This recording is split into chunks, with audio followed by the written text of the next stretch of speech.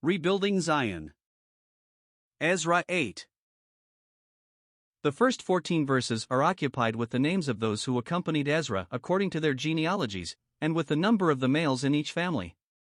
God has seen to it that the names of those who bestirred themselves to answer to his call to return to the land should be placed on record in a very permanent way, while the names of those who did not bestir themselves are almost entirely lost.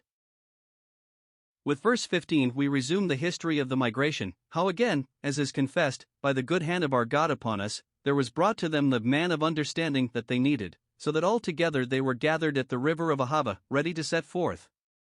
Ezra recognized, however, that the fact that they had very definitely received help of God in the past did not exempt them from the need of dependence on him for the present, hence his face must again be sought before they started, so according to the customs of the law a fast was proclaimed that they might afflict their souls before God, and seek of him the right way for their journey.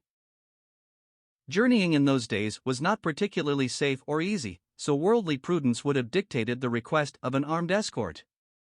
This Ezra did not do, and in verse 22 we have his touching confession in the matter. He had spoken in very definite fashion to the king as to the care of his God on behalf of his people and his wrath against those who forsake him, so he was ashamed to depart in practice from what he had professed. This frank confession on Ezra's part sets before us a very good example. He was on God's business, and so did not need to rely on worldly support.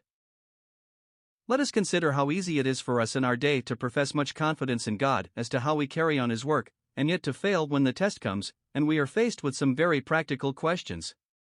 We may well be ashamed when some adversary can reproach us by calling upon us to practice what we preach. If we take the Apostle Paul as an example, as well as Ezra, it is quite plain that in carrying on the work of God we do not need the support nor the patronage of the world.